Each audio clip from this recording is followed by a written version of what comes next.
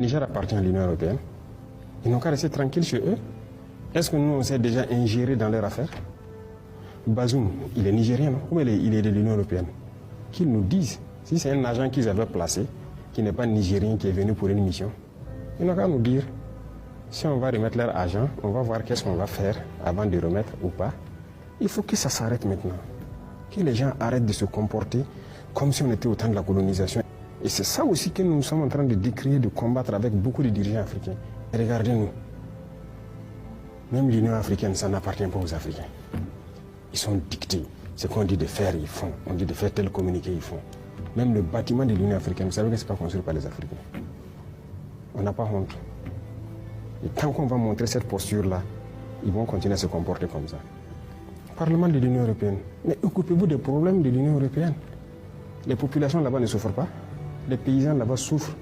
On les voit, ils bastonnent leurs paysans dans les rues, avec des accords bizarres. Ils n'arrivent même plus à survivre. Des gens se suicident là-bas. Mais occupez-vous de vos problèmes.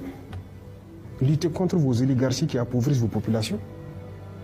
Au lieu de venir ici dire que, hey, ils n'auront plus l'énergie d'Afrique. En tout cas, si c'est de chez nous ici, là, on va se battre pour qu'il n'y ait plus rien ici. Si vous voulez, vous venez vous coopérer en bonne et due forme. Si c'est pour venir nous piller là, jamais. C'est ça, la bataille, c'est l'énergie. L'uranium, le pétrole, même notre or.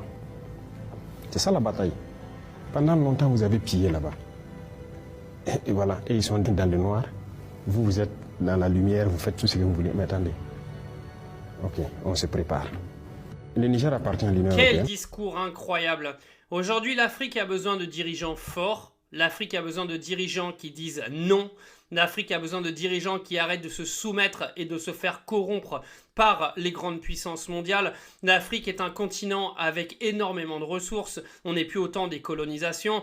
Et comme il dit, l'Europe et chaque pays ont tellement de problèmes aujourd'hui avec leur propre population. Pourquoi on va encore se mêler des populations africaines? Laissez-les grandir toutes seules. Ok, l'Afrique arrivera un jour à se construire si on arrête d'aller tout leur prendre. Je vous jure que c'est une dinguerie. Moi, je le rejoins à 10 000% sur son discours. Nous, en France, on a aujourd'hui des paysans, des ouvriers qui crèvent parce qu'ils n'arrivent même plus à vendre quoi que ce soit, ils n'arrivent même plus à finir les mois, etc. Et on vient en permanence donner notre avis sur les pays africains. Mais balayez devant vos portes, hein. Aujourd'hui la situation des ouvriers en France est tellement catastrophique qu'on ferait mieux de se laver le cul avant d'aller essayer de laver le cul des voisins. Mais honnêtement, s'il y avait que des dirigeants comme ça en Afrique, croyez-moi, l'Afrique irait beaucoup mieux. Il faut vraiment que l'Afrique se sorte de toutes ces périodes de colonisation, arrive à se reconstruire, arrive à se servir de ses richesses pour se reconstruire. Parce qu'aujourd'hui, ces richesses